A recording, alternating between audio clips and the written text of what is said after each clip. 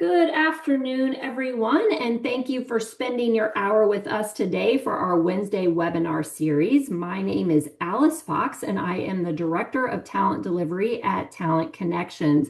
While we're waiting for everybody to populate into the chat room, if you want to say where you're coming from, I'm actually in Alpharetta, Georgia, and Ellen, tell everybody where you're from. I'm in Portland, Oregon, so it's not noon for me. It's just after breakfast. Yes, exactly. She got up very early to be on our webinar today, and we appreciate it. So, if anybody in the chat wants to say where they are from, and then we'll get started with our session today. As I said, I am a mom of two Gen Zers, but so I'm very interested in what Ellen has to say today. So we'll go ahead and get going. So a few housekeeping items. This is a 1 hour webinar discussion. If you have any technical issues or questions, please email me at alicefox@talentconnections.net. Participants will be muted, but you can we do have the chat feature is open, so you can definitely write any questions or any comments. This will be very interactive session, and Ellen has got a lot of great content for us to talk back and forth, and she'll definitely ask for feedback or thoughts. So for sure, make sure you can go in the chat, or if you want to go, the question and answer feature will be there as well. This webinar is approved for one SHRM professional development credit, and that activity code will be given at the end, at the conclusion of the webinar. Today, I am pleased to introduce Ellen Raim.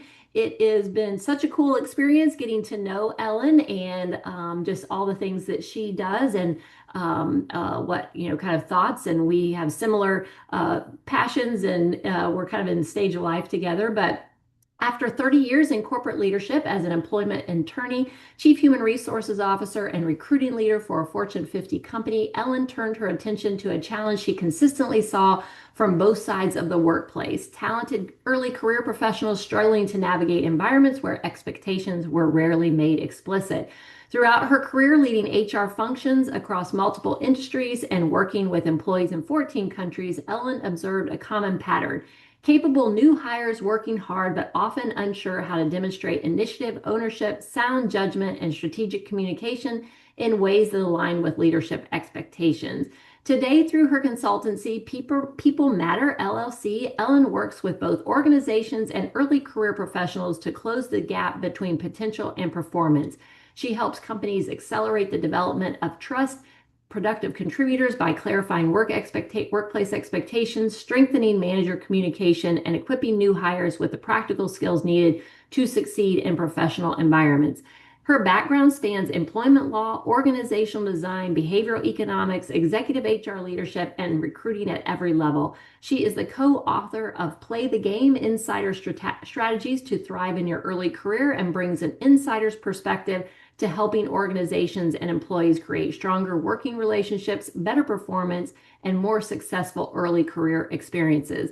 Very excited to have you here today, Ellen. So take it away. Thank you. Thank you very much for the introduction.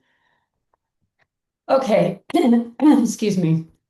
So as Alice said, I'm Ellen Raim. I'm a former employment attorney, chief human resources officer, and now I work with organizations that want their leaders and early career employees to drive results together. I'm the author of a book called Play the Game, and it's for folks in their first job, and it explains how to decode the unwritten rules of a workplace. And by the end of this hour, if I do this right, you'll leave with a greater insight about what drives each generation at work and the things that you can do to grow its newest entrants. Now, I have a love-hate relationship with webinars. The human brain can process 300 words a minute, but I can't speak any faster than 150 words a minute. So in a completely passive webinar, I know I get really bored and I start doing my email. So to avoid that, with your kind permission, I need your active reflection today, not just your passive observation. So please stay with me and write in the chat. Now, I may ask you to post in the chat at specific points, but also feel free to comment on the material at any point. or engage with other people's comments. So let's start this active participating right now by filling out the Slido poll here. And that'll allow me to know kind of who's in the audience, and we'll go from there. So let's see if this works. All right, so you have to, so far it still says 0 everybody. Yeah, I'm getting it right now. I had to get my phone Okay, out and so let's yeah. see what happens. It's the Okay. first time I've used Slido, so there we go. There we All go. right. Um, Anybody else? All right. Okay. All right. Okay, so I think that's probably what we have in the audience. People all about my generations, either Gen X or boomers. Um, all right, well, hopefully you'll find this material interesting and it will resonate for you. So as I'm sure you're aware, many Gen Z folks arrive at work thinking that they know what they're doing and that they're prepared to offer value. But they are really novices, like all of us were in our first jobs. But this generation has some strongly held ideas of how workplaces ought to operate. And this disconnect is causing a lot of generational friction. So see if this feels familiar to any of you. So can you describe a typical day in the life of somebody in this role? You're gonna need to be able to dedicate a lot of your free time to this job. What personality trait do you think someone in this role needs to have? You're gonna want to be an overachiever. You gotta strive for. Can you tell me a little bit about the people that I'll be working with on a day-to-day? The team is like a family. You'll fit right in. Okay. And again, remember, it's perfectly okay if you want to start sharing how you're thinking or feeling in the chat. Okay, so the video is humor, of course, but there's some truth in all humor. And I got to tell you, we can't avoid working with this youngest cohort of workers. Gen Z already makes up almost 27% of the workplace, and by 2030, they'll be over a third of the workplace population in the US and much higher globally. So to put an end to this friction, we need to develop what Korn Ferry coined as generational intelligence. And before we talk about how to do that, though, I would like you to put in the chat what first comes to mind when I say Gen X or millennial or boomer or Gen Z. No judgment, first thing that comes to your mind. This is for us to get a baseline of some typical feelings so you can see as we go through the material if anything we talk about changes your perception. So my chat is still empty. So if you want to fill something in, great. And if not, just you can keep your ideas to yourself. But Yeah, at least I have while we're waiting for people to put in there, because I know several people on the chat in the group who have ideas, but I each one has a different connotation for me. You know, sure. boomer, you think of being somebody who, saves all their or what's the generation right before boomer that, because I'm Uh, just thinking my mom saved every baggie, every cup, every everything, it went yeah, every twist tie, all those types of things. And right. they are the ones who showed up at work, worked the 8 to 5 and then came Yep. home. And Yep. Yep. that's what Yep. I think of that. And then uh, the Gen Zs or the Gen Xers or the new millennials, I think of them as being the one that just are like, I want ping pong. I want to have a beer tap in the break room. I need to have my coffee mocha latte, whatever, for eight Yep. Yep. hours every Yep. day. So And those are so, the generation things that I think of, I guess. and Alan has now put in the chat, Gen Z lacks primary human interactions and experience due to COVID lockdown, etc. Um, and then Janet, I think you're also talking about Gen Z not driven to follow norms. So yeah, these are all things that I think lots of people feel, and some of it's true, some of it's stereotypical, but we need to start with a baseline and let's see if any of our perceptions change. So let's keep going. Okay, so we're going to cover two topics today that I think are going to help us develop generational intelligence. First, we're going to try to understand the various generations at work, and what makes them tick.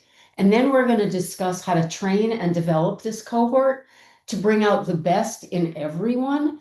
And that should reduce generational conflict, speed up time to productivity, and help Gen Z and their managers and leaders enjoy their jobs. So let's start by understanding who's at work. There are 6 generations in the world right now, and we're going to talk about 3.5 of them. Let me tell you what a generation is. A generation is a group of people who shared cultural experiences during key formative stages of their lives, and those experiences shape their thinking. So Gen X, they're age 45 to 60. They represent most of leadership in companies today. And there are still a few boomers left, and that's my half a generation, because they go from 61 to 80. And so lots of them have retired. And then millennials, they're 29 years old to 44. They're right in the middle. So they're managers and middle managers. Some have climbed up into leadership, but they're the middle managers, the folks in the middle. And then Gen Z, the youngest Gen Z is 13, so they're still in middle school. And the oldest Gen Z is 28, so they are the folks just entering the workplace. And the folks in charge do think differently than the folks just entering work. And I'm going to tell you now about each generation's upbringing and how that creates differences at work. So let's start with Gen X.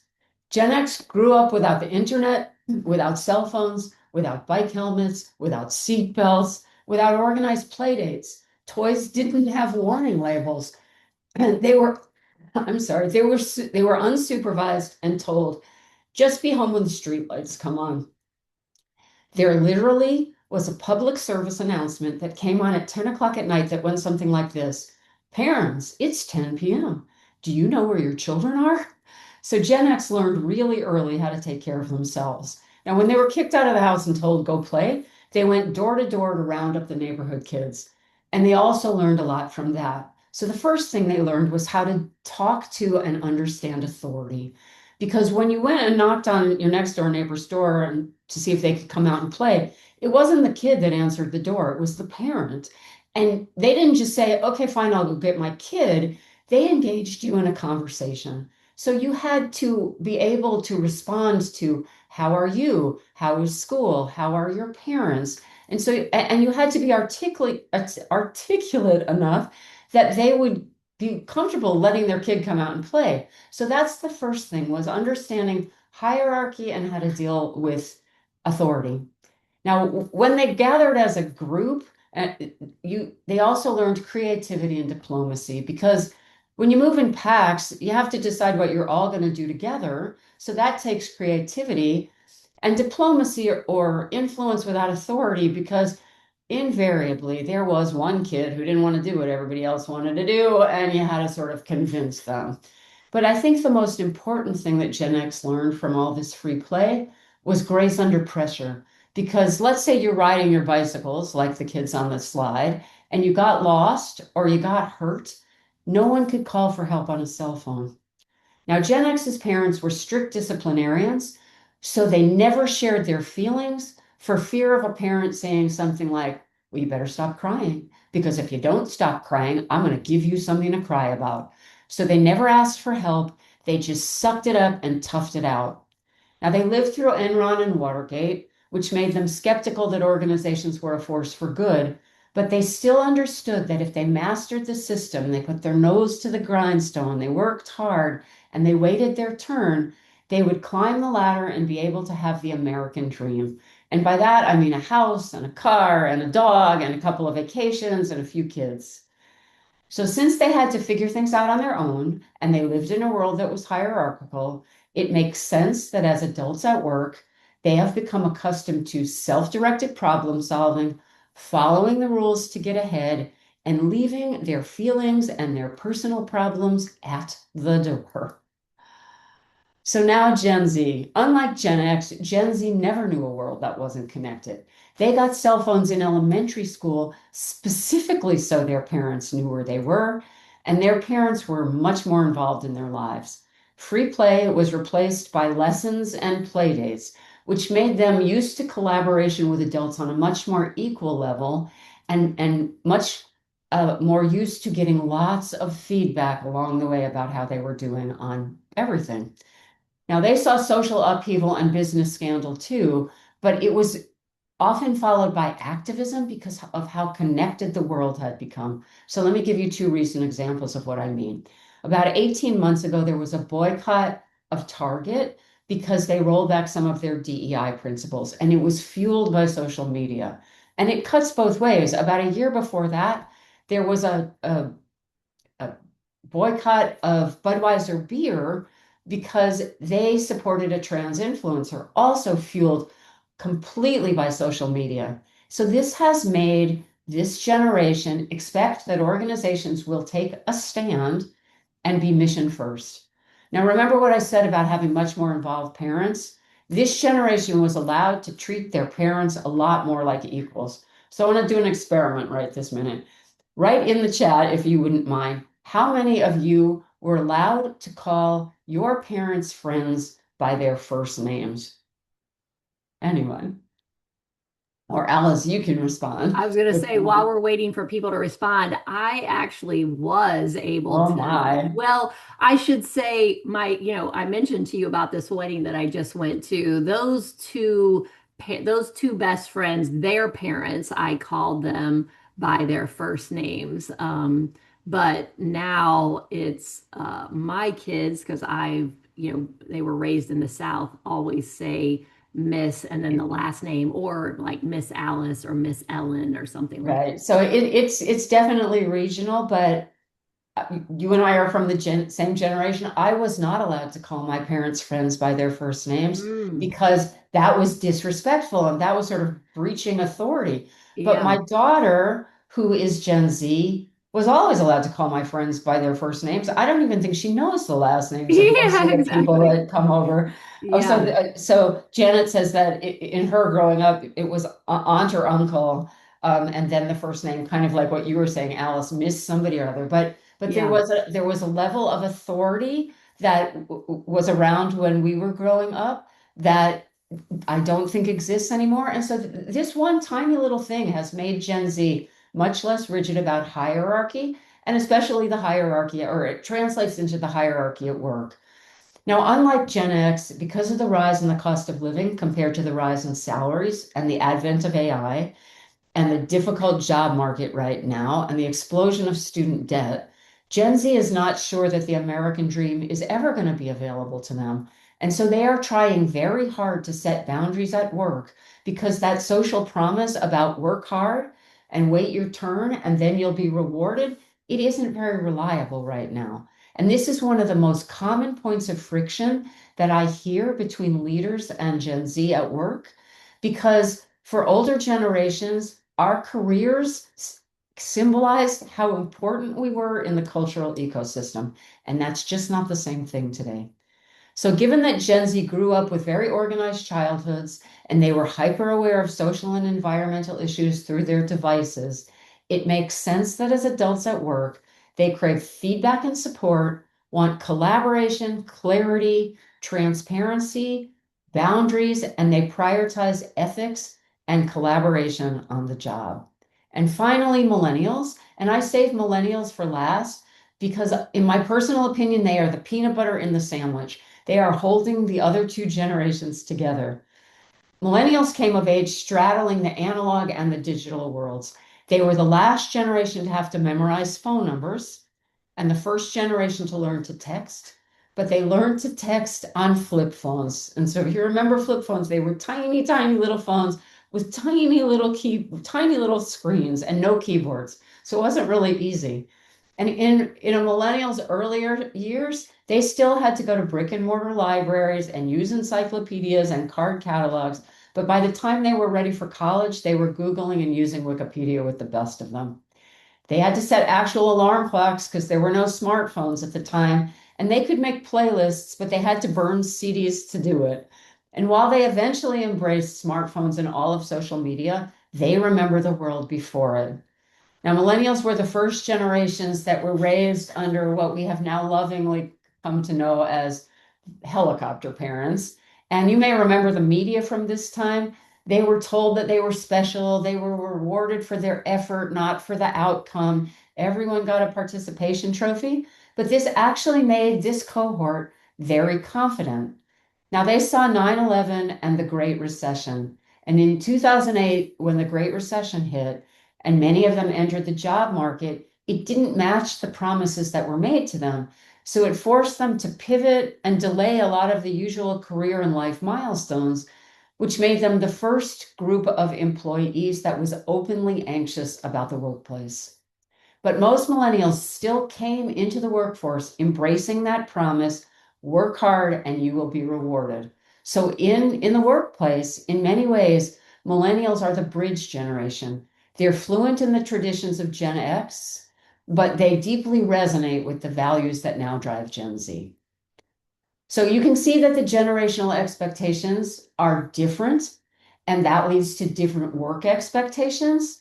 But seeing it in action is a lot more powerful. So right now I'm going to show you a video of what it looks like in the wild. This organization took 3 boomers and 3 Gen Z, and it set them back to back so that they felt more comfortable expressing themselves. And then they asked them a series of questions. So I'm going to show you one vignette. And as you watch, ask yourself what you think about this video and what you may think it means in a workplace. And if you want to comment in the chat, feel free. We're not that chatty a group today, so if you don't comment, I'll just keep going. But here's the video. And compassionate. I think companies should prioritize and invest in their employees' mental health. I mean, I've heard of studies they've done in Europe where they did like a 4-day work week, and even though they had a whole extra day that they weren't working, their productivity statistically increased. 4-day work week, terrible idea, terrible idea. Working is a good thing, to think that, well, how do we taper it down? How do we do, it comes across to me as, how do we do less work? I don't think it's that good for society. If I can work a 4-day work week and get just as much done as I would in a 5-day work week, I would think you're a magician. If you get that done in 4 days and you tell me that you normally would have been 5 days, I'd take that 5th day and I'd say, okay, so now what could you get done? Well, you'd get done more. I don't think it's realistic to think I could do as much in 4 days as I could do in 5 days. So that's real. That the first video I showed you was comedy, but this is real. And so this is what we're seeing in many of our workplaces. So there are significant differences between us, but please do not think that all is lost. We have reached the point in this webinar where I'm going to show you a model for reaching alignment with individuals across generations one-on-one. So when you don't understand or you're beginning to get frustrated, take a step back and approach the situation with what I call non-judgmental curiosity. That means instead of blaming or assuming ill intent, you ask the other person, what's going on in your world that led you to approach it this way or to come to this conclusion? You want to treat the other person as a colleague who has a different point of view, not a problem to be corrected or a frustration to be managed. Once you each know where the other person is coming from, you can work together to design a solution that meets both your needs, and I call that reciprocal learning. And last, you're probably going to need to bring gracious patience to the issue because it may take you a while and a couple of tries to design a plan that works or come to a common agreement or solution. Let me give you a quick real example. I worked with a young woman who came to me because her boss was unhappy about how quickly she was responding to his inquiries, his emails and his texts. Now, he sent emails and texts 24/7. And when I asked her whether she was responding or not, she said, at first, I was responding all the time. I would leave parties and family gatherings and I would go home and I would immediately respond to whatever he was asking. But I noticed that he wasn't doing anything with this information until the next business day. And so then I just started to figure out which ones I thought were urgent and those I would respond to. And the rest I would wait until the next business day and I would address. Well, she obviously wasn't guessing right because he was mad at her. So I told her to go back and have a conversation with him using non-judgmental curiosity to say something like, I noticed that you send emails after hours, but you don't always look at them until the next business day. So can you help me understand? And it turns out that the boss was sending emails and texts like I would create a to-do list. If something came across his mind, in order to get it off his mind and off his plate, he would just send it to her to handle, and everything wasn't urgent. So once she went back to him and had a conversation using non-judgmental curiosity, they were able to work out a way to understand what was urgent and what was not, and they reached a mutually satisfactory result. But you may need to use gracious patience because this was a pretty easy example. So now we understand how you can interact with folks and reduce the friction one-on-one. Now I want to talk about the workplace system, how Gen Z fits in, and how to build the infrastructure so they become valued members of your workforce more quickly. Now, let me say one thing first. I geek out on my topic. I love everything there is about early career professionals. And so I read a lot. And there's a lot of articles where the author puts the onus of making the experience gap and the friction between Gen Z and older generational leadership all on the shoulders of the employer. And I'm not going to suggest that. I think Gen Z employees have to be committed to their own improvement, but I do think that it's up to businesses to provide a structure. And the next few slides are going to show you my point of view. So once upon a time, way back in the early 50s, places like IBM actually had algorithms where they figured out how many people each year were going to leave, how many were going to retire, so then how many people needed to get promoted, and therefore how many college grads they would need to bring in at the bottom of the pyramid. They had extensive training and development departments, so people were always ready when the time came to move up, and that's why no one ever left. People didn't change companies mid-career. They stayed, they learned, they climbed, and they got their gold watch when they retired. That world does not exist anymore.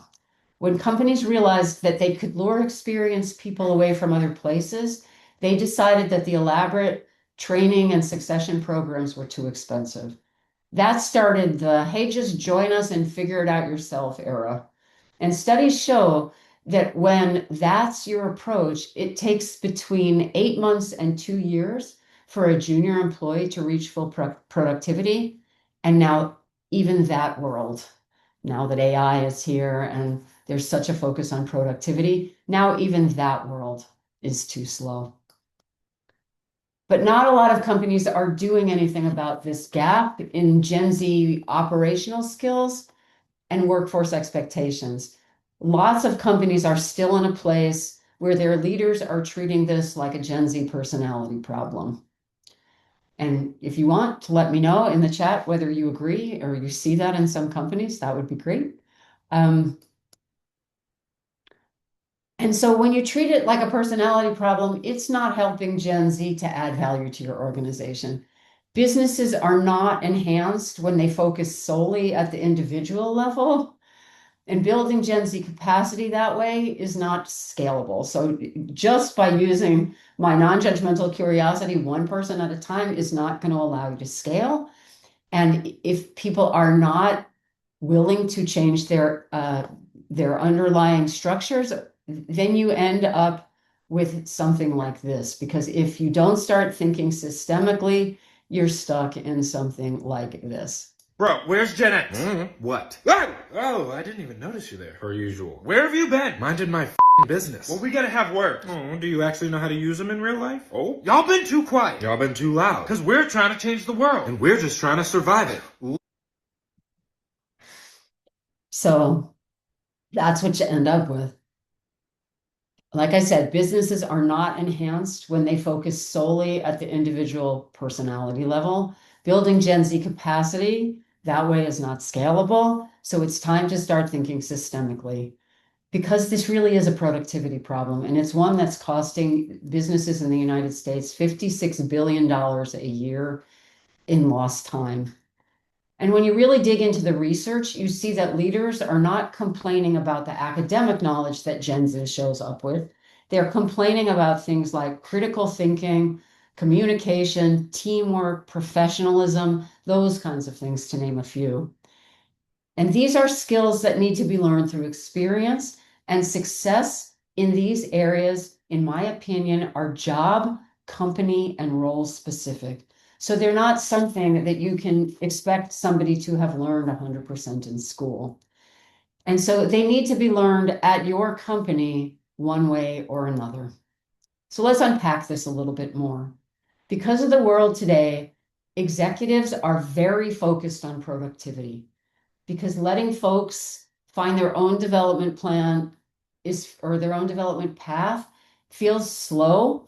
I see a couple of things happening in business today. I see some companies replacing junior roles with AI. I see some companies hiring only experienced folks willing to trade down into lesser roles. And I see junior roles disappearing in a sneaky way. And that is if you look at roles, like if you go on Indeed or LinkedIn right now, and you look at roles that say that they're entry-level roles, they're requiring 1 to 3 years of experience. So that's not really an entry-level role. And I don't think any of these strategies are sustainable. So that leaves helping your younger employees develop as the next best option. So given the state of the economy right now, businesses want to know that their time and resources spent on growing, especially junior people, is worth it. So how do we let them know that?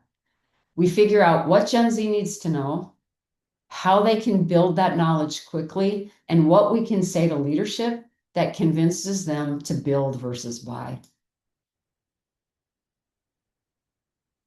So my research and my work with young folks and managers has led me to believe that there are several basic capabilities that accelerate Gen Z contribution, and you'll see them on the slide. Relatable execution, clear communication, judgment and prioritization, problem-solving ability, collaboration and teamwork, adaptability, and influence and trust building. And if you think about this list, these are not these capabilities, these skills, they're not far off from the leadership capabilities that we teach more seasoned folks when we put them through leadership training. So my question to you is, why do we wait? I say that we should explain these things, these 7 things, right away to our Gen Z employees. We get really explicit about what our company expectations are of them in these areas. And then we help this cohort develop their chops. Not only will you improve Gen Z's operational skills, but in the long run, they will be better managers and better leaders because they learned the right stuff early. And so then you might ask me, why these 7? And very simply, in my experience, these 7 solve for faster, better, and cheaper. So to take this from the theoretical to the real, I want to spend a little bit of time telling you what 2 companies are doing in this arena. And let me start with big. PricewaterhouseCoopers in the United Kingdom has developed a 6-month soft skills training program for its college grads. And it includes some kind of unique things. They put them into a debate club where the participants are required to take opposing positions with each other, like you would in a debate club in high school or college. And it helps them think on their feet about how to deal with objections and pushback that they might get from clients. They also put them through an interactive session where they teach them how to accept constructive criticism. And I don't know how they do that. I don't know if they yell at them for a few minutes and then see what they do, or if it's gentler than that. But the stuff that I could find said they put them through an interactive session so that they can learn to accept constructive criticism. This is another thing that we hear about Gen Z, is that they don't know how to accept criticism without taking it really, really personally. Now, we can't all afford what PwC can design. So now let's talk small. There's a consulting firm somewhere in Texas called April Eldridge Consulting. And they created something they call the green room. So all their junior employees, when they're hired, spend 3 days with their leaders And they focus on what the early career professional needs to learn and what kind of support they need to have to be successful. Then they ask each one of these new career employees to create their own KPIs and benchmarks with their supervisors overseeing what they're designing. Then the Gen Z early career professional follows that plan that they created themselves. They have to do the work themselves, but now they have a structure for how to improve, and they have their leadership's awareness of where they might have to gently coach.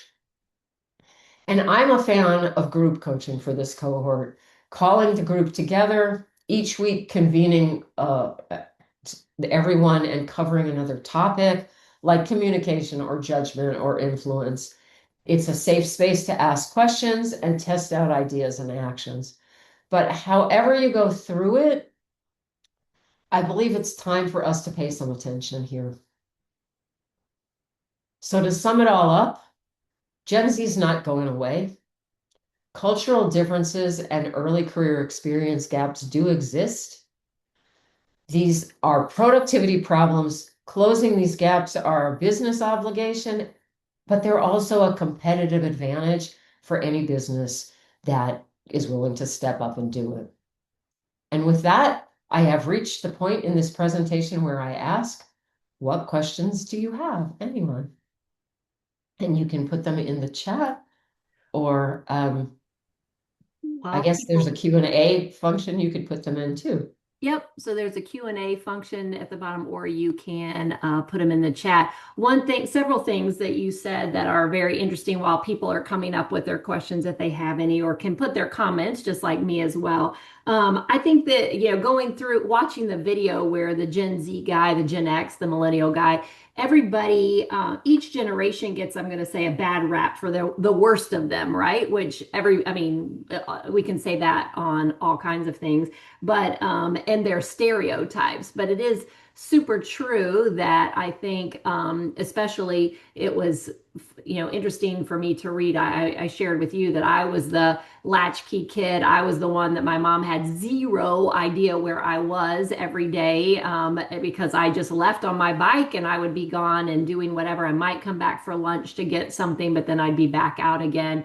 And we did go knocking on doors, for our friends, or kids would come to our house and knock on our door. So it is interesting that you can see the loudest of them, the Gen Zs of I want just like some of the things, I can do it in 4 days, all of those things, which I do think I kind of found myself agreeing with both sides, but I do think the 5 day a week people, of old school, I'm going to call it the older school, they spend a lot of time, on break and, going to talk, water cooler talk, and all of those kind of things, where I think the younger generation, they don't do any of that because they're sitting at home and say, or they're plugging it away for those 4 days. So I do see both sides of that. The other thing too, one of my other comments is that I have talked with you about the whole thing with when my own kids were looking for jobs, and some of the the early career people that I help coach, that they'll say, Miss Fox, it says 1 to 3 years experience, but it's an entry level job. And then they get a response back that says, you don't have enough experience. And they said, I just graduated from college. That's what an entry level job is. So I would plead to all the HR leaders and TA leaders out there who are writing the job descriptions and are listening to this, to please be cognizant when and I've said this we host a TA leadership forum, and I've said to those leaders, you cannot put entry level, and the actual definition in Webster's dictionary is the first, so you can't do that and then ding somebody because a college graduate, especially if they've got internships that they've done over the summers and those types of things. 100% agree. Yeah. So Janet's written in, and Janet is asking, have you seen any success with reverse mentoring? So asking Gen Z to engage with Gen X and boomers. Yes, and I have seen where it doesn't work when you don't ask for volunteers, when you make this mandatory that senior people and junior people have to do this. And and you haven't built any trust between the groups of people. So I find that if you just force this on people, the Gen Z employees are intimidated, and they are afraid that if they start telling people what they know how to do, that it's going to be perceived as over bold. And the older folks feel shamed, and they're like, I don't need to know this, I'm doing fine exactly like I'm doing. I don't really need to understand how you use all these apps. So if you want to try to do something like that, you have to start with maybe a group training session where everybody can get a little bit more comfortable with each other and learn to appreciate each other a little bit more. Okay, any other questions? I have Well, one thing just to remind everybody, in case you didn't see the chat, that this is being recorded, and it will be on our YouTube channel. I will also be sending out a follow-up email to everyone that will have the link to the YouTube channel so you can rewatch it if you've registered for this episode for sure. So thank you so much, Ellen. We really appreciate. all right. So just really quickly, thank you. This has been fun. If there's anything that you didn't want to say out loud but you've still got questions, this slide tells you how you can reach me. And it's been a pleasure. And now I will turn it back over to Alice. Thank you so much. We really appreciate you for being here and sharing your wisdom and insight. And like Ellen said, please make sure you follow her and connect with her on all of her socials so you can stay in touch. And we've actually been talking about potentially having another one of these maybe earlier next year or at the later of this year. So we'll be able to see, because I think this is such a great topic that I get calls and emails, and my friends. Last night I was walking my dog and a friend came and said, "Hey, I'll be looking at as soon as my kid graduates from college next year." So we get that all the time. But thank you so much for joining us today for our Wednesday webinar series. A little information about who we are. Talent Connections is a human resources executive search and consulting firm located in Atlanta. We have spent over 2 decades perfecting our craft and HR services while creating thousands of transformative connections. And you can see how to get our website there, and make sure you follow us on LinkedIn as well. And our sister company, Career Spa, provides career transition and coaching services tailored to each individual, helping you discover your career path and secure an advantage in this evolving job market, as we were talking about for sure. So that website is on the screen as well. The activity code for this webinar series is 26-56E is an Eddie ZZ. It's on your screen. So this activity has been approved. This webinar has been approved for 1 professional development credit for certification through SHRM. So make sure you follow those links as well. And to remember to mark your calendars for our next Wednesday webinar, which will actually be Wednesday, July the 22nd. We have moved it down, and Ellen, if you want to take to the next screen there, we have moved it down a couple weeks to stay away from the holiday 4th of July traveling. So it will actually not be our usual Wednesday, but it will be July 22nd. And we have Lindsay Garrido, and she will be presenting Driving Your Own Professional Success, Becoming CEO of Your Career. So she has won several awards and has been featured in several magazines, and we're excited to have her join us for the first time as well. So once again, thank you so much, Ellen, for your time today, especially since you're on a different coast. I appreciate that. And good luck. Thank you to everyone who joined us, and we'll see you back again next time. Have a good day, everyone. Thank you all. Bye-bye. Bye.